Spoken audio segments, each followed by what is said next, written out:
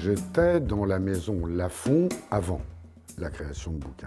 Donc j'étais déjà directeur de collection chez Lafon. Et à l'époque, j'étais en même temps maître de conférence à Sciences Po. Et j'ai ajouté encore une flèche à mon arc en devenant producteur à France Musique en 1980. Ça n'est pas étranger à la suite de ce qui s'est passé dans Bouquin. Et peu de temps après mon entrée chez Lafon en 77, j'ai créé 2 collections là, en plus. Une collection d'histoire, c'était Les Hommes et l'Histoire avec Max Gallo et Emmanuel Todd, et puis une collection de musique avec le magazine Diapason.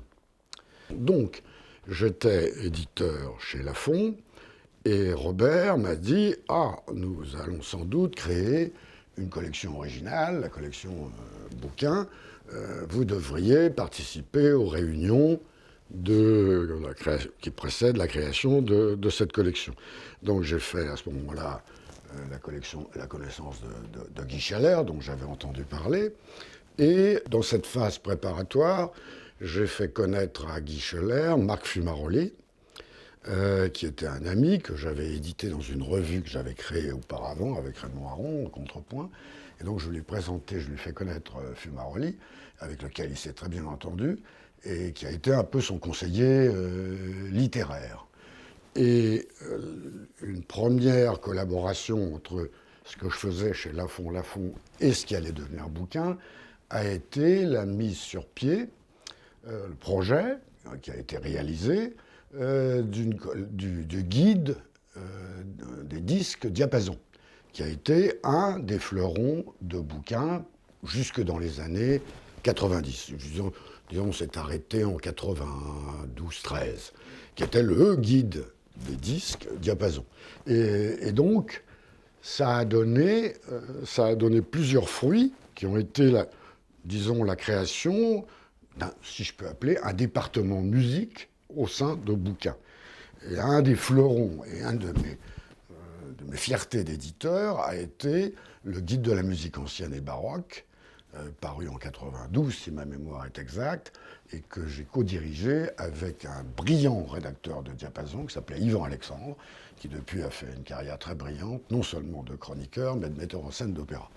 Alors là, je me suis occupé à développer ce qui était la non-fiction, à savoir les sciences humaines, qui n'avaient pas encore pignon sur rue, si j'ose dire, dans la collection bouquins, histoire, sciences humaines et musique, puisque je suis entré par ce biais dans la collection bouquins. Alors mon programme a été à la fois de reprendre des ouvrages, ce que j'avais fait dans Pluriel, c'est-à-dire de reprendre des ouvrages en les mettant à jour, en demandant des préfaces, des annexes, etc. L'histoire des Espagnols de Benassar, les Américains de Burstyn, et puis aussi des inédits. Par exemple, l'histoire de l'Allemagne contemporaine de 1945 à nos jours, qui était le premier livre consacré vraiment à l'histoire de la RFA, puisqu'elle n'était pas encore réunifiée. Aussi, dans le domaine, disons, de la philosophie, en publiant dans Bouquin, en reprenant la première édition de Nietzsche en français, qui avait été au Mercure de France à la fin du XIXe siècle, traduit plutôt bien par Albert, et en confiant à 2 germanistes réputés, Le Rider et Lacoste, le soin de mettre à jour cette traduction en les augmentant de préfaces, d'annexes complémentaires, de guides de lecture et d'un index thématique, chose fort originale. Vous savez que les Français ne sont pas très forts sur les index, ils n'aiment pas beaucoup ça, mais on a fait non seulement un index des noms, mais un index thématique, ce qui pour Nietzsche est particulièrement commode, étant donné le caractère fragmentaire de sa pensée.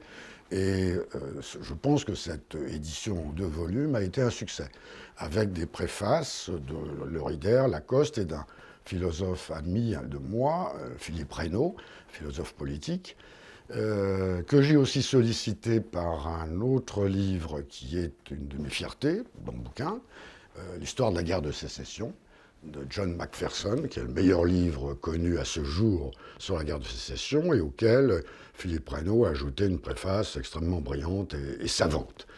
Voilà les principaux titres auxquels j'ai ajouté des titres plus, je dirais, plus disparates.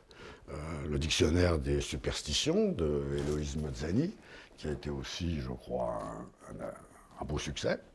Je me suis replongé cet été dans les volumes, un volume que j'avais fait prendre sur l'histoire de l'Antiquité, sur l'hellénisme. Il y a un très très bon volume d'Alexandre à Axiome. Je dois dire, c'est une période que je connaissais très mal, qui est d'ailleurs assez mal connue. Et cet ouvrage est un ouvrage remarquable, un ouvrage de fond. Ça vieillit pas, ça vieillit tous les 50 ans, le temps que la recherche fasse des découvertes ou des relectures fécondes. Voilà, la bibliothèque constituée par bouquins, par exemple les dictionnaires et histoire. Vous savez, dictionnaire et histoire de la Révolution française, dictionnaire et histoire du Second Empire, ou le dictionnaire et histoire de Paris, ça que j'ai piloté avec un excellent historien de Paris qui s'appelait Alfred Fierro. Et puis j'avais aussi lancé une série, telle ou telle période, vue par les contemporains. Il y a une richesse considérable en mémoire et souvenirs qui ne sont pas réédités. Tous ne sont pas d'égale valeur, mais je dirais que dans les mémoires et dans les souvenirs, le témoin a vu quelque chose et il l'a compris. Donc j'avais proposé à de jeunes historiens, il y a eu plusieurs volumes sortis, le 17e, le 18e, Consulat et l'Empire, de faire des extraits significatifs de mémoire, qui autrement sont oubliés. C'est une part importante du patrimoine historique français. Et puis les livres sur les voyages qui partaient du même principe que la série que j'ai évoquée sur l'histoire vue par. Les voyages, là aussi, il y a une énorme littérature qui n'est pas forcément toujours remarquable, mais il y a toujours quelque chose dans un livre de mémoire de singulier et que l'auteur est le seul à avoir vu. Je dois dire que j'étais assez content de la qualité des collaborateurs techniques que j'ai eus à Bouquin.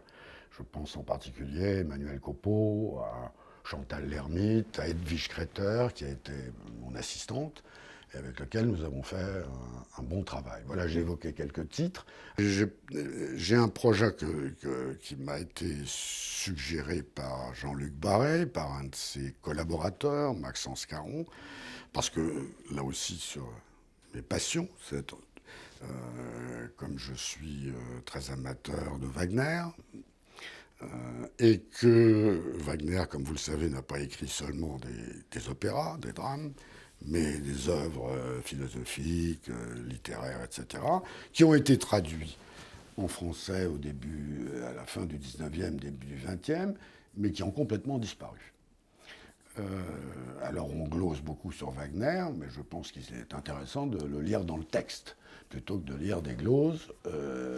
Et donc j'ai fait un choix avec ce collaborateur de Jean-Luc Barré, Maxence Caron. J'ai fait un choix et il doit sortir l'année prochaine ou en 2021 parce que j'ai été un peu retardé dans mes projets, un volume de textes en prose de Wagner qui couvre à peu près, je veux dire, l'essentiel de sa production dans ce domaine, qu'il s'agisse de philosophie de drama, des écrits sur le drame, sur le théâtre, ou bien des écrits sur la musique, sur l'interprétation de ses œuvres, par exemple le petit l'opuscule très important sur la direction d'orchestre qui a eu une influence énorme sur l'histoire de la direction d'orchestre au XXe siècle. Alors ça, et j'en ferai bien entendu la préface.